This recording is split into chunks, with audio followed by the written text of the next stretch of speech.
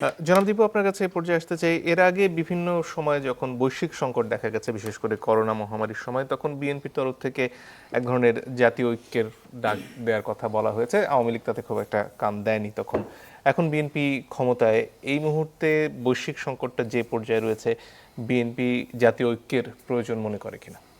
আপনাকে ধন্যবাদ। অত্যন্ত সঙ্গত সময়ে সঙ্গত প্রশ্নের অবতারণা করেছেন আপনি।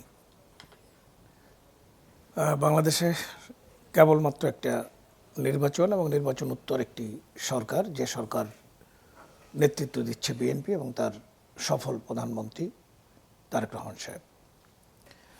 আমরা নির্বাচন পূর্ব সময়ে যেমন জাতীয় ঐক্যের কথা বলেছি, আমরা মনে করছি চলমান সময় জাতীয় ঐক্য আনুষ্ঠানিকভাবে ঘোষিত না হলেও অনেকটা বিদ্যমান।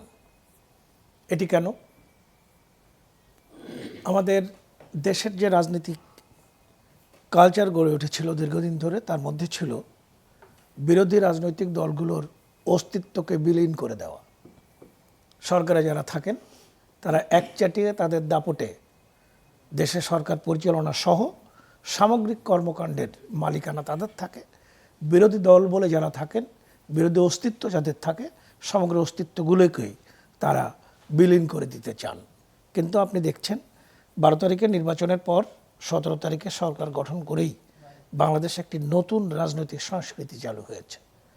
বাংলাদেশের মাননীয় প্রধানমন্ত্রী তারেক রহমান সাহেব বিরোধী দলীয় নেতার বাড়িতে গিয়েছেন ইফতার মাহফিল করতে, তার দাওয়াতে গিয়েছেন এবং বিরোধী রাজনৈতিক দলে যারা যারা আছেন শীর্ষ পর্যায়ের প্রায় তাদের সকলের বাড়িতে গিয়ে শুভেচ্ছা বিনিময় করে এসেছেন।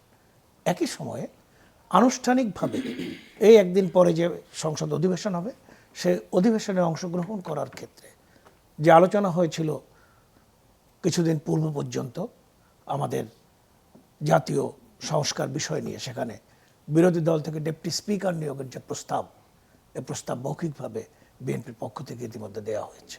ফলে দেশে বিদ্যমান বিরোধী রাজনৈতিক দল, তাদের প্রতিনিধিত্ব এবং সরকারি রাজনৈতিক দল, তাদের প্রতিনিধিত্ব যৌথভাবে মিলিতভাবে এমন একটি রাজনৈতিক সংস্কৃতি গড়ে তোলার উদ্যোগ গ্রহণ করেছেন, যে উদ্যোগটি দেশের উন্নয়নে, দেশের গণতন্ত্রের স্বার্থে, গণতন্ত্রের প্রশ্নে একটি চমৎকার সৌহার্দ্যপূর্ণ পরিবেশে সরকার এবং বিরোধী দলের যাত্রাকে পরিচালিত করতে এখানে চাচ্ছেন। একটা প্রশ্ন আপনার কাছে, সেটা হচ্ছে এই ধরনের পরিস্থিতিতে তো কেন্দ্রীয় ব্যাংক একটা বড় ভূমিকা রাখে।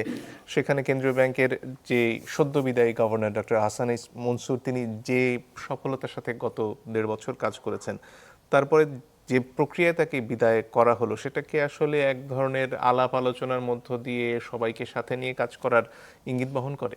দেখুন, একটা বিশেষ বিশেষ ক্ষেত্রে বিশেষ বিশেষ স্ট্র্যাটেজি গভর্নমেন্টের থাকবে।